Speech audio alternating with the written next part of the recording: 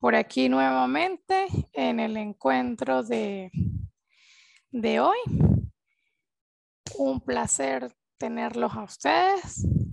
Estamos hablando en la unidad número 2 o el encuentro número 2 que vamos a tener de las prácticas penales. Vamos a retomar para recordar un poco. La fase preparatoria en el proceso penal acusatorio es la unidad número 1. La unidad número 2 es las medidas alternativas a la prosecución del proceso. La fase intermedia del proceso penal acusatorio es la 3. La 4 es la fase de ejecución en el proceso penal. Y la 5 son los recursos. Vamos a comenzar a dar inicio a las medidas alternativas a la prosecución del proceso. Allí esas medidas alternativas tienen como punto de acceso el principio de oportunidad, los acuerdos reparatorios y la suspensión condicional del proceso. Allí es donde se le da al imputado esas medidas para que él pueda reparar como tal el daño y pueda cerrar la causa que tiene, ¿sí? La causa a la cual se le sigue en el tribunal. Los acuerdos reparatorios, bueno, consisten en un acuerdo con la víctima y esa víctima se da de allí a las circunstancias. Y la suspensión condicional del proceso, pues existen diversas maneras para que se pueda realizar. Dentro de esas medidas alternativas a la prosecución del proceso, dice que como otras alternativas a la prosecución del proceso regulan los acuerdos reparatorios y la suspensión condicional, aquel que procede, la segunda cuando sea procedente a la suspensión condicional de la ejecución de la pena y el imputado admita los hechos que se le atribuye. Este último instituto proviene de los sistemas procesales anglosajones que admiten la aprobación. En general, estas medidas que facultan ampliamente al Ministerio Público son una innovación en nuestro sistema procesal penal y se basan en criterios de economía procesal y que constituyen una alternativa ante los procesos largos y costosos. Vamos a trabajar. La doctrina venezolana considera que el principio de oportunidad es una excepción a la regla, ¿sí? Al contrario, como se consagra en el derecho anglosajón, como antes se mencionó, ya que exponen que este precepto constituye una excepción al principio de legalidad, que establece la materialización del ius puniendi, el ius del Estado y el ius del persiguiente, que es el Estado quien impone la regla a través de sus legisladores y que tienen el derecho de perseguir y que lo siguen persiguiendo en todos sus niveles, ¿sí? Es decir, que el Estado, bajo la premisa del principio, tiene la facultad de calificar, perseguir, condenar el delito, como lo define Vincenzo Mancini. Es el monopolio del Estado para conocer, resolver de forma obligatoria la comisión de un hecho punible. Y de lo antes expuesto es que se considera el principio de oportunidad como una excepción al de legalidad, cuando se le da al fiscal o al juez la potestad de ejercer o no la acción penal. Entonces, ese imputado decide trabajar con las circunstancias de derecho. Ajá, Diego Ramírez. También dice que el principio de la oportunidad introduce el proceso penal venezolano para atender diversas necesidades, como la que son las razones humanitarias a considerar. Ajá. Por lo menos la de un delito cometido en su eventual condena, que así tenga un carácter insignificante. Eso también vendría en ese punto. Sí, las medidas humanitarias que se establecen. Si una persona tiene cáncer, puede, entre las medidas humanitarias, el juez le concede el derecho de de establecer la pena dentro de su domicilio o le computa de manera diferente el delito, pues porque se puede, tiene una situación diferente, una situación de derecho diferente. El Código Procesal Penal venezolano, hay uno vigente de ahorita. Ajá, el Código Orgánico Procesal Penal venezolano tuvo una reforma, una pequeña reforma. Entre esas le dio potestades amplias a la víctima. Si la tiene por ahí a la mano, la puede leer y la podemos conversar. Solo quería saber si ahorita actualmente hubo una... Sí, sí hay una reforma ahorita actualmente. Si quiere la próxima clase, hablamos de la reforma del Código Orgánico Procesal Penal.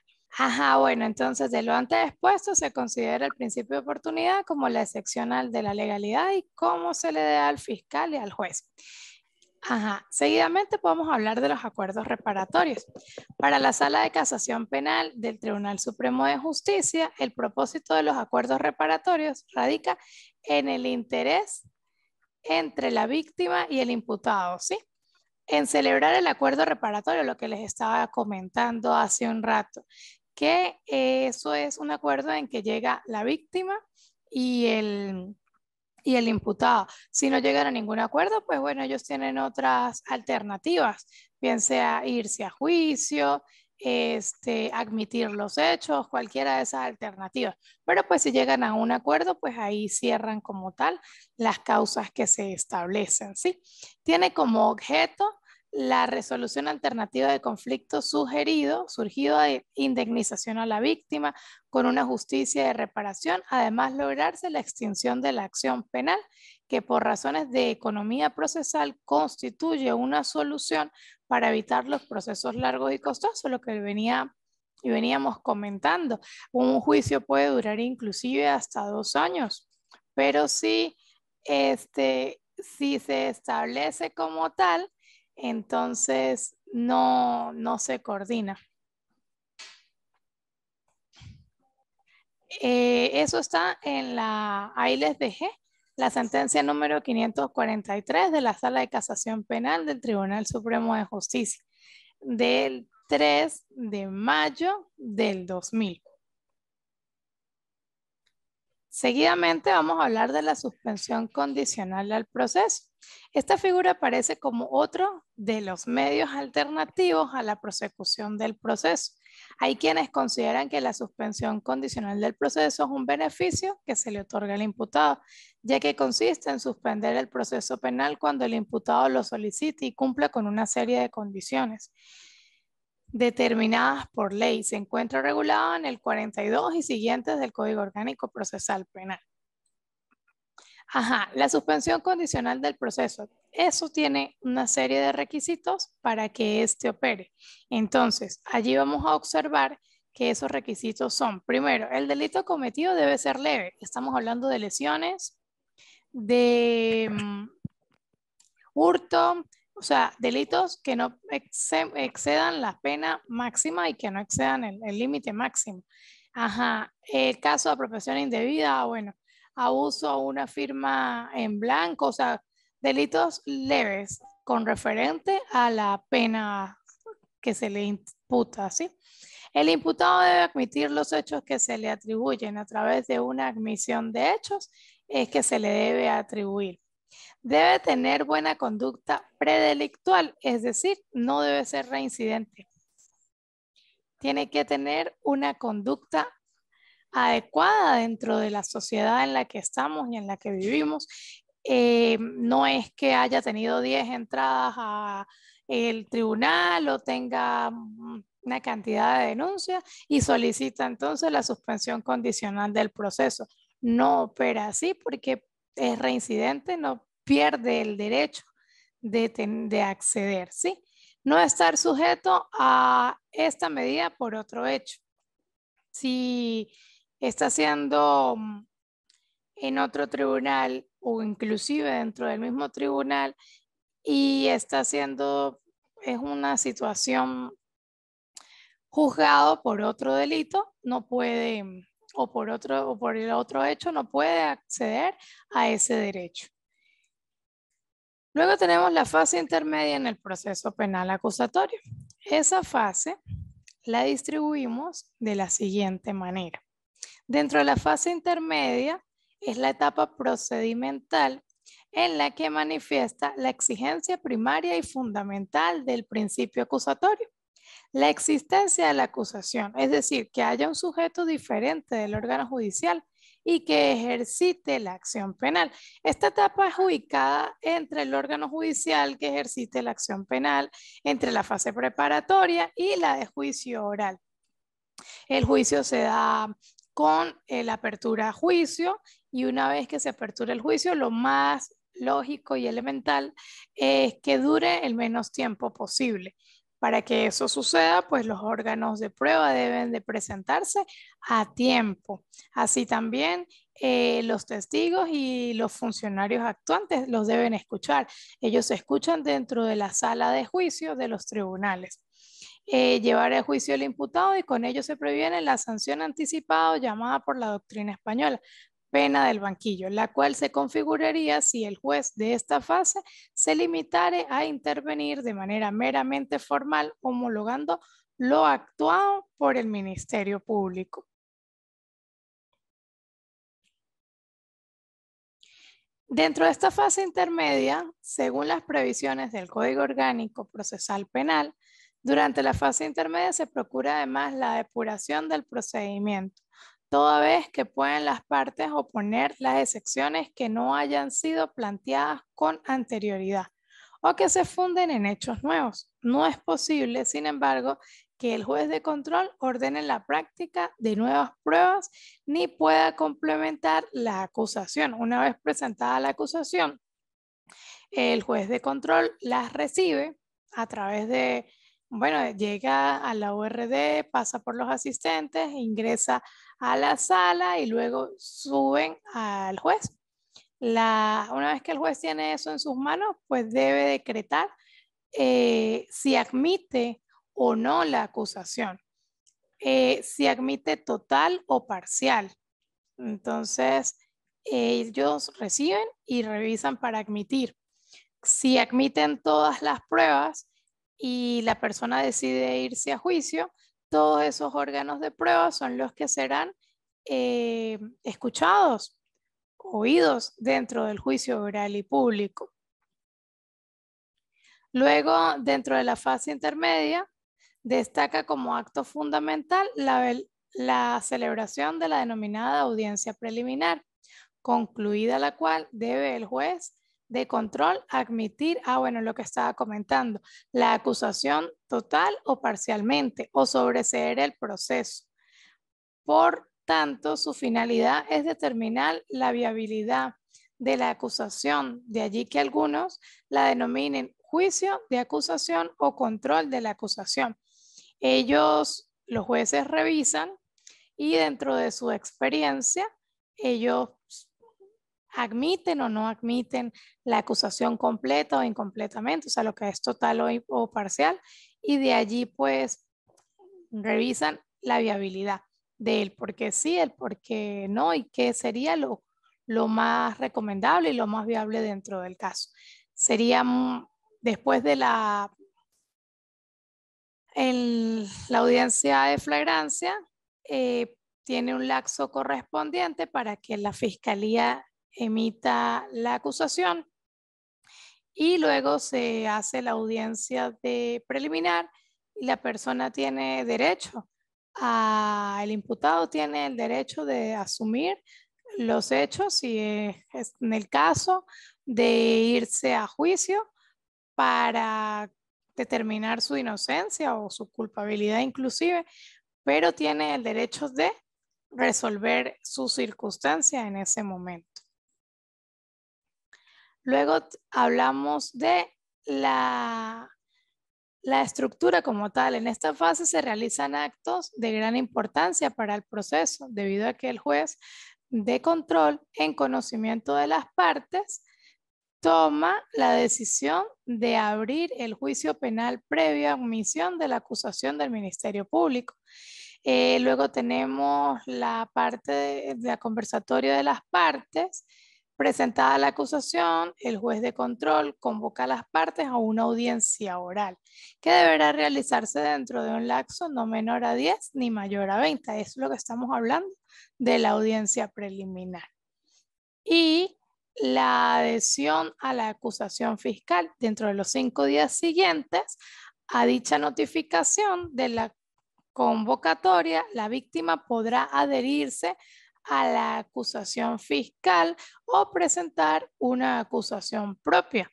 Dicho esto, pues es lo que hemos comentado, que la víctima puede querellarse, inclusive ella puede presentar una querella o puede adherirse a la acusación fiscal o presentar su acusación propia.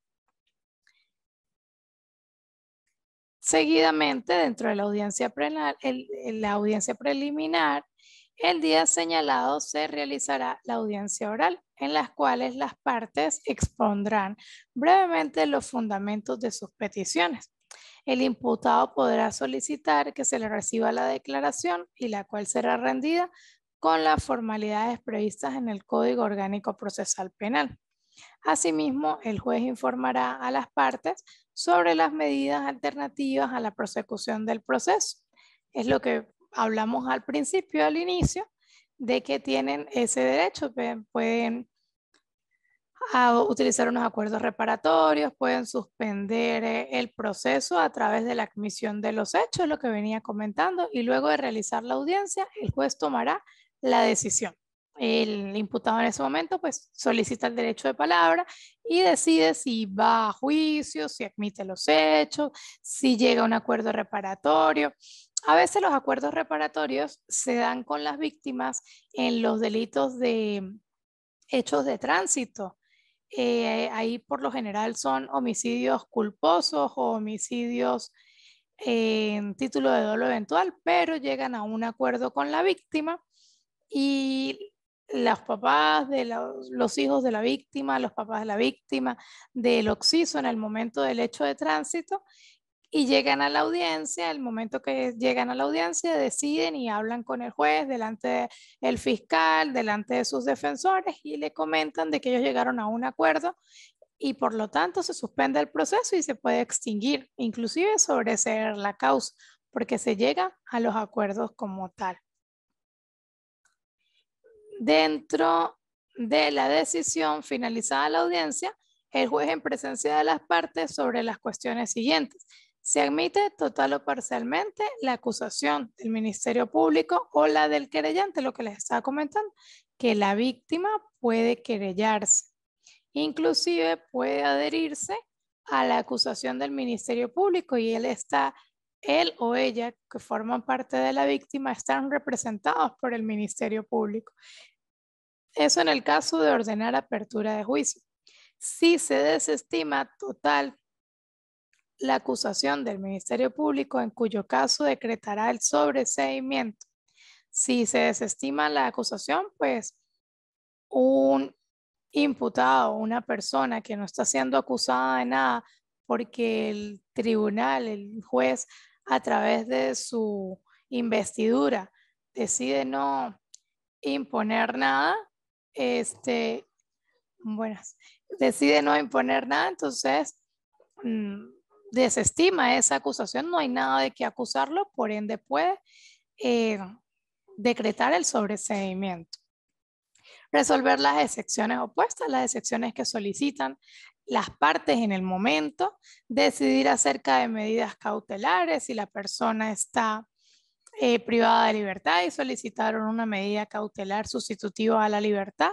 En ese momento decide si continúa el proceso en libertad o a través de esa medida cautelar sustitutiva, o si está en privado y solicita otra medida cautelar.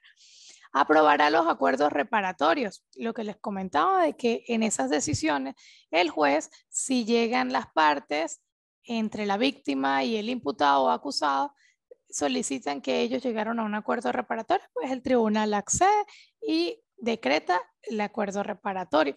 Decidirá sobre la pertinencia y necesidad de la prueba ofrecida para el juicio oral. Ellos deciden sobre si es pertinente y si es necesaria para que cuando llegue a la fase de juicio, pues se puedan escuchar todas esas pruebas.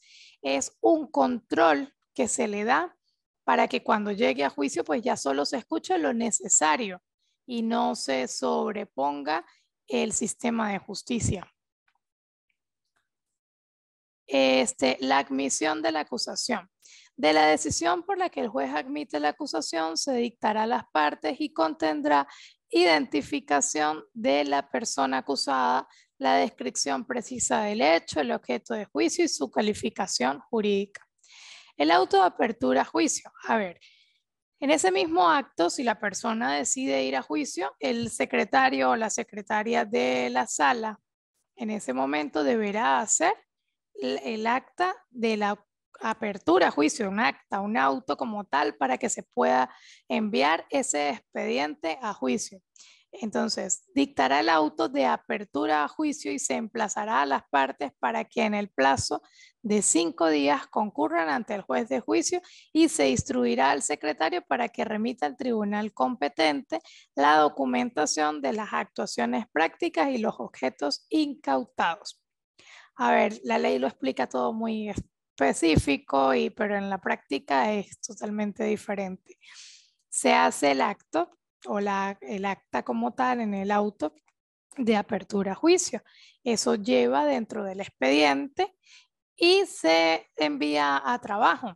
En el trabajo con los asistentes para que se pueda remitir, el secretario lo envía a remitirlo al juicio. Una vez que se remita para juicio, hay tribunales que trabajan con sistema. Dicho sistema es el que distribuye en cuál de los juicios va a quedar. Si el tribunal de donde esté hay un solo juicio, pues queda en un solo juicio. Pero si hay varios tribunales de juicio, se distribuye para que sea admitido en cualquiera de esos tribunales de juicio. A veces puede que se cumplan los 5 días y muchas veces no se cumplen esos 5 días. Sin embargo, ese es el proceso, ese es el procedimiento por el cual debe aplicarse de que así son las pautas para que se dé. Se hace un auto, se envía para el tribunal de juicio, se distribuye y el tribunal de juicio a través de un auto recibe el expediente y comienza a revisar una a una las pruebas para poderlas citar como tal, notificar a las partes y una vez comenzar el juicio, escuchar todos los medios probatorios, incluir las documentales, realizar las incidencias dentro del juicio y una vez concluido, hacer el juicio de conclusiones y tomar la decisión de si la persona sale absuelta o sale condenada dentro de derecho como tal, dentro de ese proceso que está llevando en los tribunales penales. El auto de apertura a juicio será inapelable porque los autos son inapelables. Es un auto donde la persona en el acta preliminar decidió ir a juicio, se hace un auto para remitirlo a esos tribunales de juicio. Igualmente, cuando se concluye el juicio oral y público y se tiene que remitir a el tribunal de ejecución, se envía por oficio para que el tribunal de ejecución comience a darle el control y seguimiento a la ejecución de esa pena dentro del proceso, bien sea cuando es condenado. Bueno, si salió absuelto, pues obviamente no, lo que hacen es que notifican a las partes y cierran ese expediente. Antes del vencimiento del plazo fijado para la audiencia oral, el fiscal o el querellante o el imputado podría realizar por escrito los siguientes. Como ya les dije, poner excepciones, pedir la imposición o revocación de una medida cautelar, solicitar la aplicación del procedimiento por admisión de hechos, proponer acuerdos reparatorios, indicar la prueba de que el imputado producirá en el juicio oral. No solo la acusación llevan las pruebas, sino que la defensa también establece las pruebas que van a realizar, que se van a escuchar en el juicio oral y público.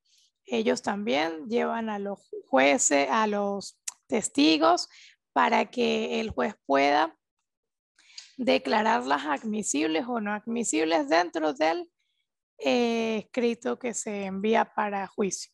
El juicio oral y público. El juicio es la etapa principal del proceso penal, por lo que es allí donde se resuelve, mejor dicho, se redefine el conflicto social que subyace y da origen al proceso penal.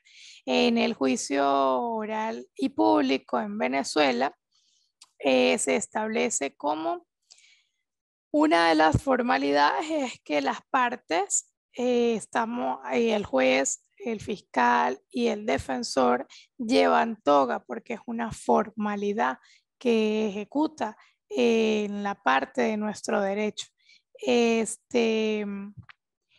Lleva un orden para preguntar si el testigo o la prueba como tal que se está llevando a cabo en ese momento, si es un funcionario actuante, pregunta primero el fiscal y luego pregunta la defensa. Me gustaría que, si tenemos oportunidad en este trimestre de poder asistir a un juicio oral y público, poderlo coordinar. Vamos a ver cómo se coordina con la universidad para que ustedes puedan tener acceso a los tribunales y puedan ver cómo se desarrolla un juicio. El juicio oral y público es la etapa esencial del proceso penal en el cual los pilares fundamentales del sistema acusatorio adquieren vigencia. El juicio tendrá lugar en forma pública. Las personas pueden ir como público e ingresar a la parte de la sala de juicio y escuchar lo que se dice allí, porque el juicio es público. Por medio de un proceso público se garantiza el cumplimiento de la legalidad y la justicia. Es para que las personas vean de que sí se desarrolla justicia dentro de los tribunales, dentro del proceso penal como tal. Es decir, constituye una garantía a los intereses del individuo y la sociedad y sirve de control democrático y efectivo de las actuaciones de los jueces. Inclusive hay juicios en los que las partes solicitan que sean grabados y se realizan juicios grabados. Ahí los equipos que tiene los tribunales a nivel del Estado, a nivel nacional, graban los juicios para que las personas, las partes puedan tener acceso a eso. Nuestro Código Orgánico Procesal Penal, en su artículo 17, nos señala dos principios en la misma disposición: el de la concentración y el de la continuidad. Cuando indica concentración, es que iniciado el debate, este debe concluir el mismo día. Si ello no fuere posible, continuar durante el menor número de días consecutivos, no más de 10 días, porque se puede dar como interrumpido dicho juicio. Si pasa a los 10 días, pues se interrumpe el juicio. Como tal, ellos se establecen, se inicia el juicio y lógicamente no, por muchas razones, no se puede concluir el mismo día, porque los medios probatorios, entiéndase testigos, funcionarios actuantes, no se pueden citar para el mismo día, inclusive inhumanamente posible, pero se siguen dentro del lapso no menor de 10 días para que pueda seguirse escuchando. Porque escuchar a una persona mientras se desarrollan las preguntas, vamos a ir trabajándolas y se van desarrollando las preguntas, se va como 2-3 horas con cada persona, cada funcionario, cada testigo. Depende de cada caso específico, cada caso es diferente. Sin embargo, pues trata de no interrumpirse el juicio. El artículo 335 del Código Orgánico Procesal habla de la concentración y continuidad. el tribunal realizará el debate en un solo día. Si ello no fuera posible, el debate continuará durante los días consecutivos que fueren necesarios hasta su conclusión. Nelly Arcaya de Landáez podrá suspender por un plazo máximo de 10 días computados continuamente solo en los casos siguientes. Entonces, lo que les estaba comentando. Para resolver la cuestión incidental o practicar algún acto fuera de la sala de audiencia, siempre que no sea posible, resolverá practicarla en 2 sesiones, cuando incluyen una incidencia. Cuando no comparezcan testigos, expertos, intérpretes, ahí es lo que les estaba comentando, que pues a veces es inhumanamente posible porque pues se citan o se notifican, se llaman a los funcionarios actuantes y los cambiaron de estado. El hecho fue cometido en el estado Mérida y están en el estado Trujillo, y para que regresen en la ida, a la vuelta, para ese día no pueden asistir. Entonces, esa intervención, para que sea posible, continuarse la recepción de las pruebas hasta que sea concluido por fuerza pública. Sí, muchas gracias. Cuando algún juez, el imputado, su defensor o el fiscal del Ministerio Público se enferme a tal extremo que no puedan continuar interviniendo el debate, menos que los 2 últimos podrán ser reemplazados inmediatamente. El tribunal se haya constituido desde la iniciación del debate con un número superior de jueces del requerido para su integración, de manera que los suplentes integren el tribunal y permitan la continuación de la regla que regirá también el caso de muerte de un juez, el fiscal o el defensor. A ver, en este caso, si existen en la fiscalía, existen fiscales principales y fiscales auxiliares. Si el fiscal principal no puede asistir porque está en otro acto, el fiscal auxiliar puede suplir para que el juicio se dé. En la defensa pública, ellos tienen la unidad de la defensa y puede asistir cualquier defensor para que lo pueda ayudar. Si es un defensor privado, puede inclusive nombrarse en el momento para que pueda asistir como defensa privada. Bueno, si se muere, pues bueno, se realiza ahí, se suspende para que pueda solicitar el nombramiento de un nuevo defensor o, bueno, solicitar el nombramiento que le corresponde. Si el Ministerio Público lo requiere para ampliar la acusación o el defensor lo solicite en razón de la ampliación de la acusación, siempre que las características del caso no se pueda continuar inmediatamente con el caso. El debate. El debate en el juicio oral es la sesión del tribunal con las partes y los medios de prueba, lo que significa una dialéctica confrontación entre las partes. El debate es un medio procesal que se considera único y comprende todo lo que ocurre desde que se declara abierto hasta que se clausure o cierre y comprenda. 3 fases a saber: la preparación del debate, el desarrollo del debate y la deliberación de la sentencia. Entonces, continuamos con la sentencia para ya ir casi finalizando. La sentencia es el acto que materializa la decisión del tribunal como tal. Es un acto formal, ya que su misión es establecer la solución que el orden jurídico a través de la institución judicial ha encontrado para el caso que motivó el proceso. Ellos tienen unos lapsos para establecer y realizar dicha sentencia dentro del tiempo establecido. La sentencia debe estar motivada, como indica el Código Orgánico Procesal, que las decisiones del tribunal serán emitidas mediante sentencias autofundadas bajo pena de nulidad, salvo los autos de mera sustanciación. Motivar una sentencia es explicar la razón jurídica en virtud de la que se adopta determinada resolución. Por tanto, es necesario discriminar el contenido de cada prueba analizada, compararlas con las demás existentes en autos y, por último, según la sana crítica, establecer los hechos derivados de ella. Es decir, en la audiencia de juicio del día X, Y, Z, se escuchó al testigo presencial Pedrito Pérez, habló de esto y esto y esto. Esta juzgadora del tribunal lo considera competente o lo considera adecuado, necesario y pertinente por las siguientes circunstancias. O sea, tiene que a través de su sana crítica motivar y establecer por qué lo identifica o por qué realiza esas circunstancias, por qué lo motiva, por qué utiliza eso para bien sea absolver o bien sea condenar dentro de la circunstancia. ¿Alguna pregunta? Profesor, ¿Cómo Bélgica? de este tema de la fase intermedia es la exposición, ¿verdad? Sí, de este tema es la exposición.